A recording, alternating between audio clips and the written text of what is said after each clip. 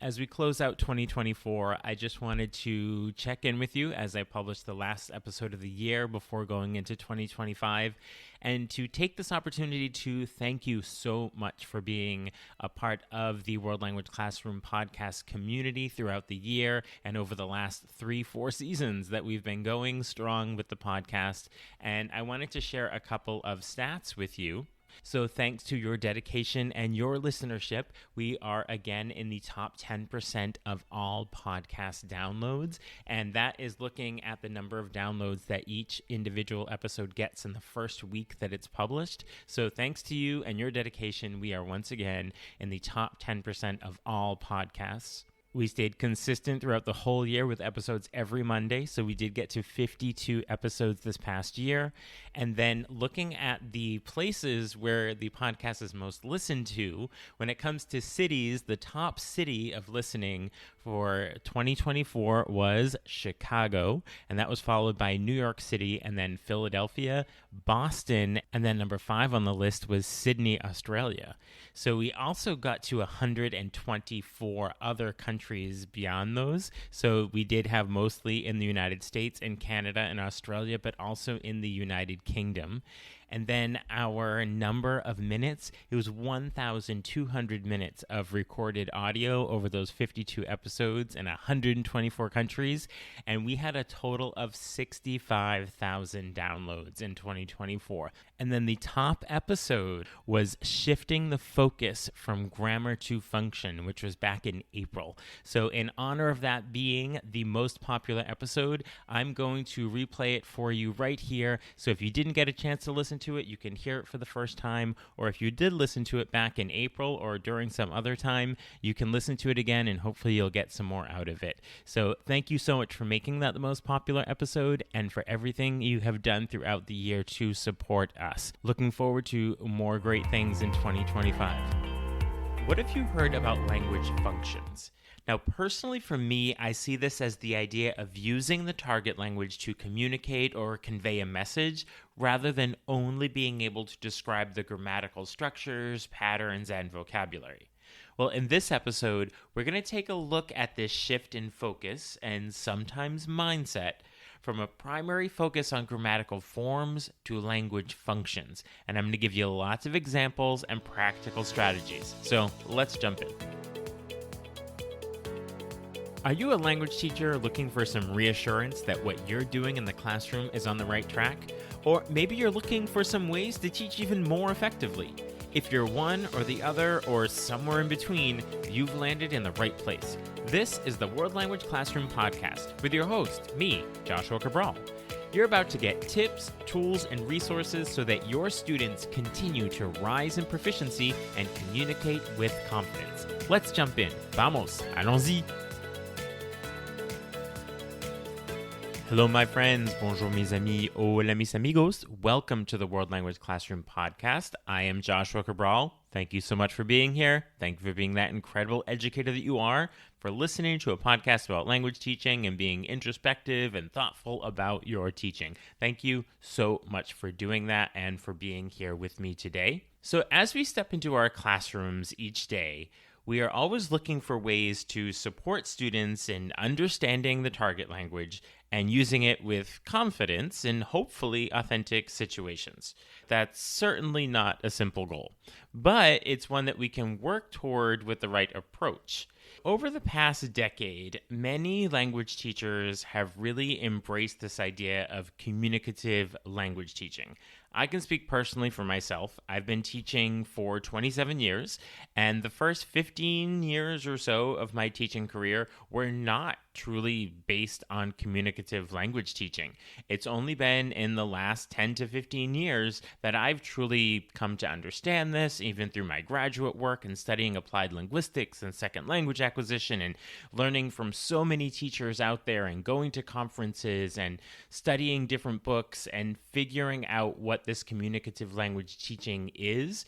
So that has really changed my teaching, and that's been the case for a lot of teachers over the last decade, maybe a little more. And when we talk about communicative language teaching, it's just this idea that we are focusing on authentic communication rather than on language forms such as grammatical structures. And I often hear people talking about communicative language teaching, and I sometimes feel that there needs to be a little bit of clarification about what exactly it is, because sometimes I will hear teachers talking about it like it is a specific method.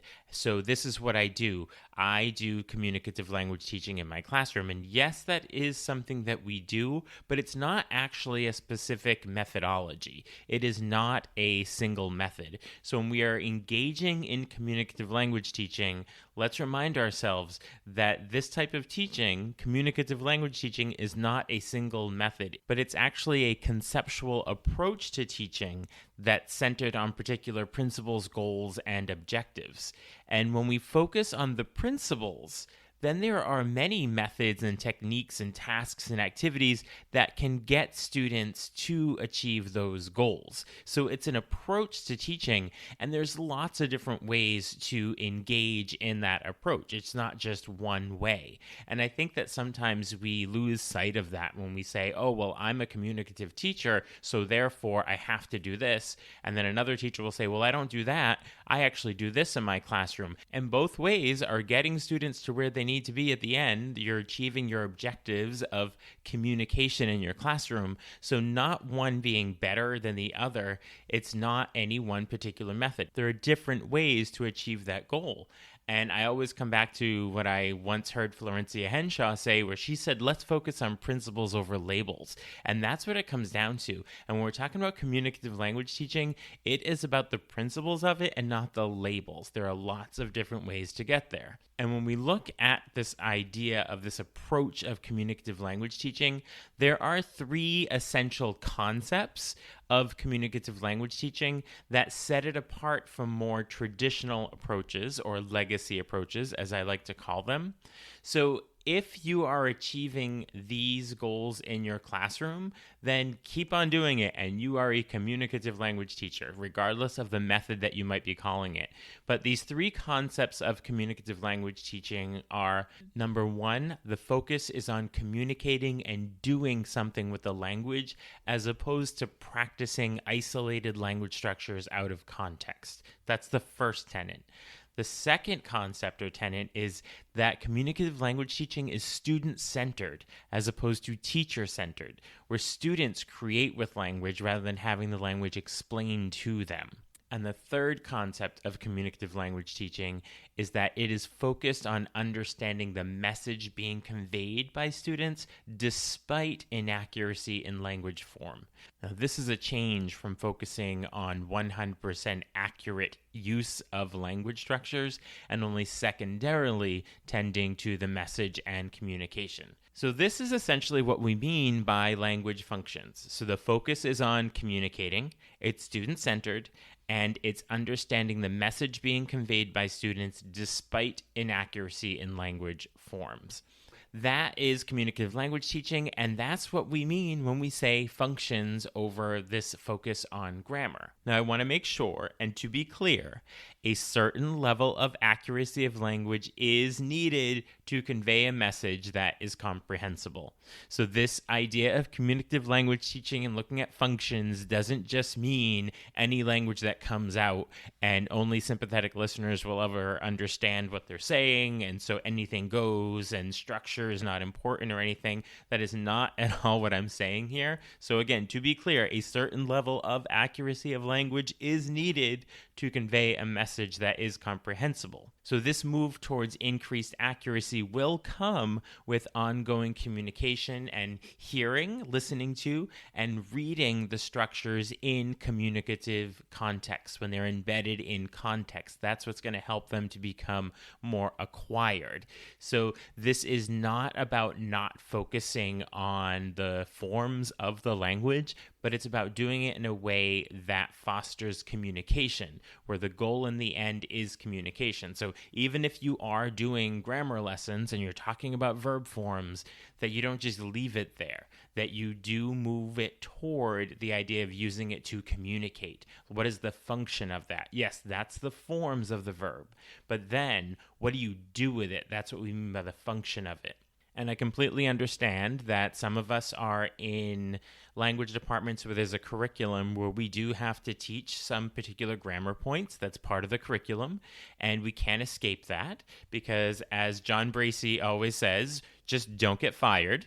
That's what you should do first, is not get fired. So yes, do your job. So I'm not telling you to abandon everything that they're saying to do in your department, but always have that focus on communication. And if you do have the opportunity or the freedom within your school system, within your department, to do the heavy focus on communication, then that's great for you. But if you're in a situation where there are grammar themes that need to be done, just make sure that through doing them, that you're also focusing on the functions coming after that. So essentially, the big difference from the legacy methodologies is that those approaches to language teaching focused almost solely on the accuracy of the language. But now we see the value in focusing on the message, even when that means not tending to errors, when the learner has not even acquired those language structures yet. So that is one of our big challenges and hurdles that we have to move past when we're so embedded with the accuracy being the primary focus. And so that's where I talk about a mindset shift that has to come within there. And again, we do want to move towards accuracy. A lot of times when we talk about communicative language teaching and comprehensible input and language functions, that it's then separating it. It's a this or that, and we're separating it from the structures of the language and all of that. And I'm certainly not saying that, but we just need to keep that focus on communication. The idea of language functions, so how we use the language to communicate, has really inspired this paradigm shift in our teaching methodology. And so, as I like to say, those legacy approaches that focused on grammar and structures, they weren't so focused on communication. But now, with a focus on communication or language function, they're kind of interchangeable. Teachers are now embracing a more encompassing strategy, one that focuses on authentic communication.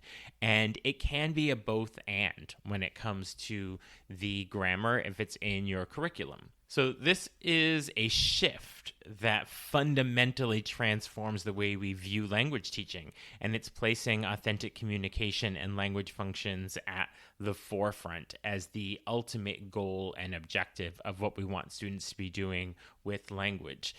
So I'm going to go through some practical strategies and examples to help support our focus on language functions, but I also have a blog post on it, so I just wanted to make sure you knew about that. So if you want to see it in written form with the examples where I've sort of taken all the notes for you, you can get that at wlclassroom.com/language functions. So wlclassroom.com/language functions. And I'm also going to have the link to that blog post in the show notes of this episode as well. So now let's look at some practical strategies with some examples to support our focus on language functions. So I'm going to go through a couple of the sublevels of proficiency, but not all of them. So I'm going to do novice low, novice high, intermediate low, intermediate high. And you can sort of see that the novice mid and intermediate mid are going to sort of bridge the two of them. But let's start at our novice levels. And at the novice level, this is where we are making language very practical for students. So at the novice level, students are like linguistic explorers. They're taking their first steps into this whole terrain of language. So traditionally, they might have been bombarded with lots of verb conjugations and intricate grammar rules. However, with our shift towards language functions, this is allowing them to focus on more practical, real-world application of the language. And we want to do that soon and early on so they don't just see it as mechanical exercises with the language. So at the novice low level, students can engage in simple role-play conversations, such as ordering food and asking about personal things about family and interests. And throughout this, we want to encourage them to use common greetings and basic food-related vocabulary and appropriate phrases. So the goal is not grammatical perfection, remember, but practical communication. Now, students learn to convey their preferences in authentic context, and this is what's laying the foundation for those real-world interactions. And to point out, particularly novice low going into novice mid, that language output, their text type, those single words and phrases, at this novice level, they are memorized phrases and vocabulary. So there tends to be more accurate language at this level for that reason. So it's the perfect place to focus on the function of it because they're not really concerned with the structures of it yet because they're not breaking those apart and creating more with language, which is more of the hallmark of the intermediate level. So this is the ideal place to really focus on the functions. Those functional phrases are indeed just that. They're functional. And as we move on to the novice high level, students can participate in more simulated scenarios, maybe like traveling. So instead of overwhelming them with complex grammar structures, again, the focus is on enabling them to ask for directions, purchase tickets, express basic needs, depending on what the theme of your unit is. But this functional approach helps them to interact confidently during these hypothetical situations, trips, conversations. And then students are then going to understand that language learning is not just about constructing grammatically accurate sentences, but also about using the language effectively to navigate these different situations.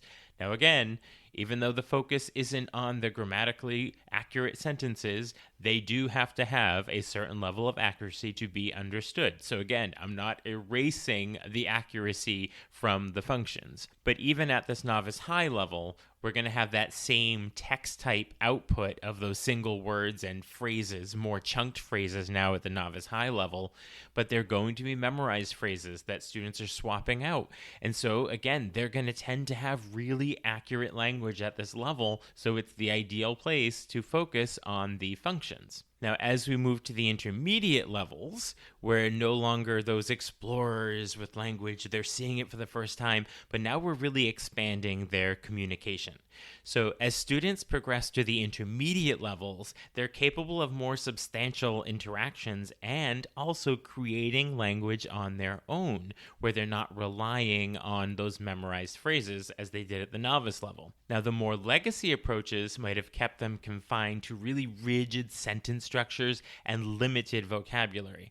However, by emphasizing language functions, this is how we can empower students to engage in meaningful conversations and to express their own authentic ideas. And this is where they are going to start creating with language, depending on the prompts that we give them.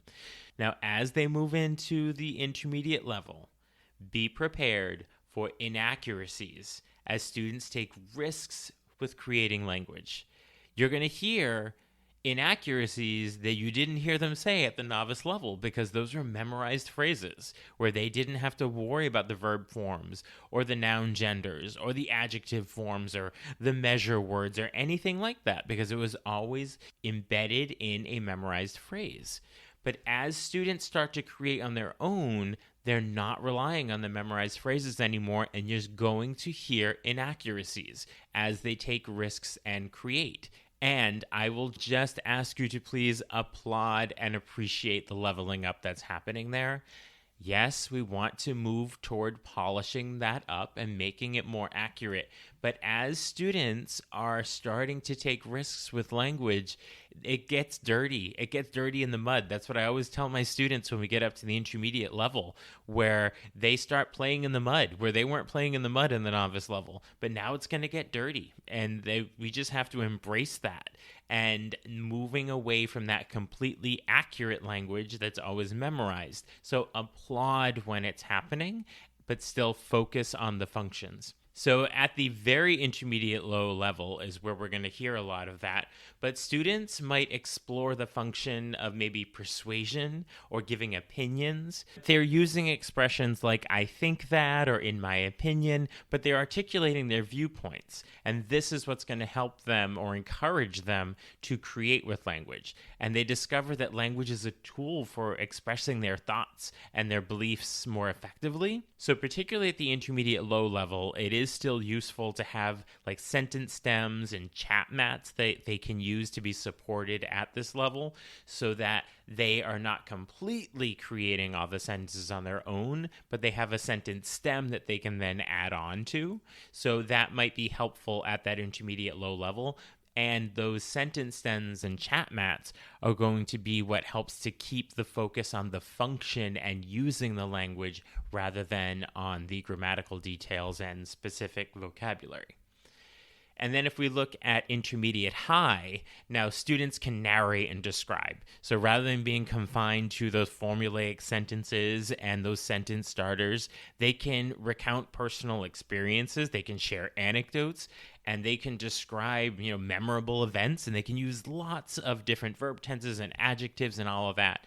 And they're starting to understand, if they don't already, that language is not just a set of grammar rules, but it's a way to communicate their experiences and their emotions and to describe the world and engage in the world around them. And so the more opportunity we give them, then they will move beyond that focus on the grammar and use the structures that they've acquired to then communicate. So again, not erasing the structures and the focus on the forms and all of that and the focus on form. There's a place in there. We talk about the PACE model. We talk about teaching grammar in context. So we're not saying don't do that. But as we do that and students acquire those structures and they acquire that vocabulary, that we want to make sure that we are focusing on the function of them. That's what we mean when we say teaching grammar as a concept. It's the function of it. Like, why learn that form of that verb? What are you going to do with it? What's the function of it? So in this shift where we're moving away from the grammatical focus to the function focus, just remember it's not this either or this or that when it comes to grammar. But we just want to remember that how students use the vocabulary and grammar structures to communicate is what is of primary importance, because that's what proficiency is. As language teachers, it's essential that we embrace this paradigm shift from that focus on grammar and accuracy to a more broader emphasis on language functions and authentic communication.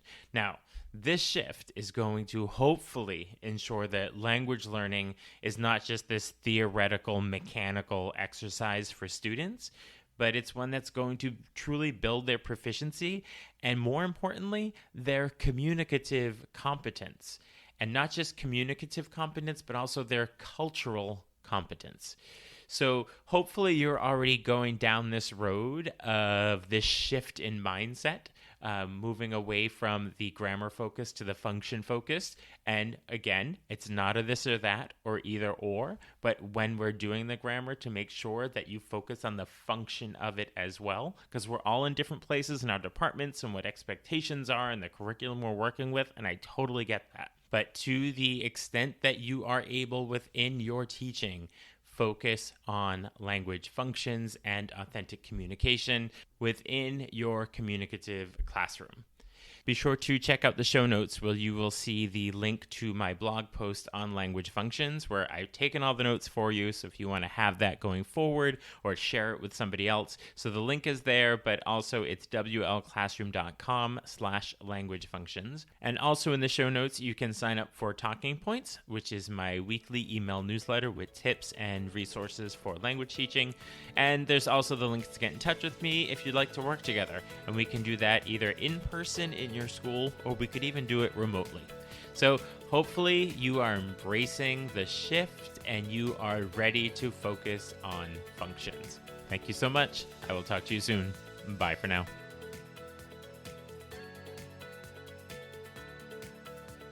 Thank you for listening to the World Language Classroom podcast. Be sure to follow or subscribe wherever you're listening so that you never miss an episode.